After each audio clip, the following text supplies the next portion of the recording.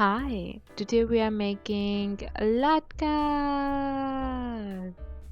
Latkas begin and end with potatoes. I have before me three giant russet potatoes. I don't know how much they weigh, so just eyeball it. Grate them on grater box. I personally don't like grating because it requires a lot of manpower, and I also most often cut my fingertips, so it's no for me. If potatoes starting to discolor, turning muddy brown, it's not a thing to worry about because that normal and natural process called oxidation, which I googled during making this video. The grated potatoes into bowl after putting them into a relatively clean kitchen towel and draining their excess water by squeezing them to death. It's also important because it removes a large amount of their starch, and now they are browning slowly. Grab a small onion from a very busy road and start grating it with small holes of grater and dump them into the bowl without draining them because we want their moisture in binding. Add 5 tablespoons corn flour and half teaspoon salt. The moisture from onion and the flour will help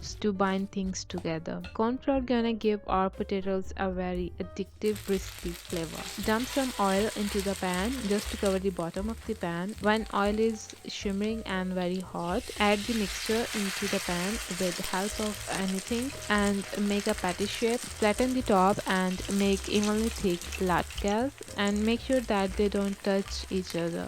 We are gonna shallow fry these bad boys for 3 to 4 minutes on each side until they are golden brown and crispy. Smooshing will cause the sides of patty to kind of explode and giving our latkas plenty of cracks. For the topping, I'm going off the chart. If you want to be basic, then be basic and use sour cream and applesauce, which is also very delicious.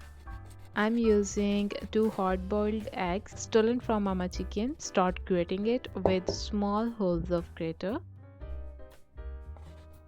I think they are relatively healthy for the topping.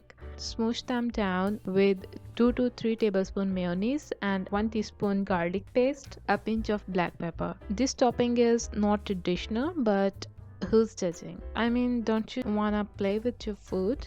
Egg mayo is ready to go on the patties. Okay, when the one side is cooked, then flip it over and fry the other side and make sure to give evenly brownish crispy golden color on both sides. Okay, here you have it, crispy potatoes patties, aka latkas.